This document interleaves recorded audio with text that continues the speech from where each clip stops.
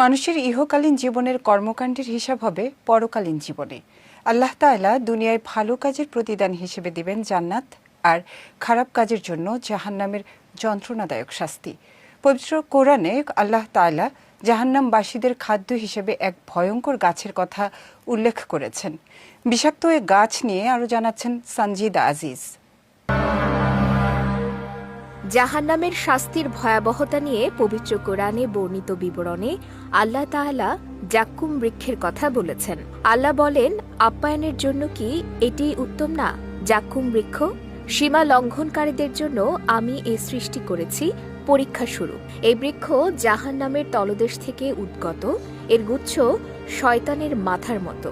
সীমা লঙ্ঘনকারীরা তা ভক্ষণ করবে এবং তা দিয়ে উদর পূর্ণ করবে। তার উপর অবশ্যই তাদের জন্য ফুটন্ত পানির মিশ্রণ থাকবে।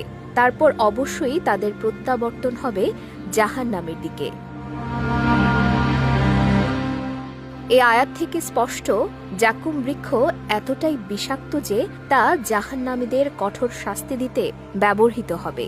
এছাড়া রাসূল সাল্লাল্লাহু আলাইহি ওয়াসাল্লাম জাক্কুমের ভয়াবহতা সম্পর্কে বলেন, জাক্কুমের সামান্য পরিমাণও যদি জাহান্নাম থেকে পৃথিবীতে আসে, তবে পৃথিবীর খাদ্য ও পানীয় তার বিষাক্ততায় বিনষ্ট হয়ে যাবে। জাহান্নামের শাস্তির বর্ণনা দিয়ে সাইদ ইবনে জুবাইর বলেন, জাহান্নামীরা যখন ক্ষুধার কারণে খাদ্যের প্রার্থনা করবে, তখন তাদের জাক্কুম খাওয়ানো হবে। ফলে তাদের মুখের চামড়া সম্পূর্ণ খসে পড়বে। তারপর পিপাসায় ছটফট করে যখন পানি চাইবে, তখন ফুটন্ত গরম তেল তাদের পান করতে দেয়া হবে।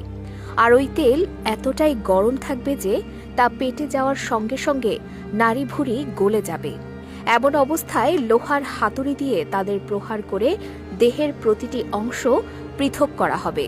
আর এই যন্ত্রণা এতটাই কঠিন হবে যে তারা চিৎকার করে মৃত্যু কামনা করতে থাকবে। এরপর তাদের জাহান্নামে নিক্ষেপ করা হবে এবং নতুন শাস্তির মুখোমুখি করা হবে।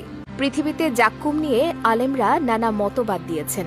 অনেকে মনে করেন এটি ক্যাকটাসের মতোই কাঁটাযুক্ত এক বৃক্ষ।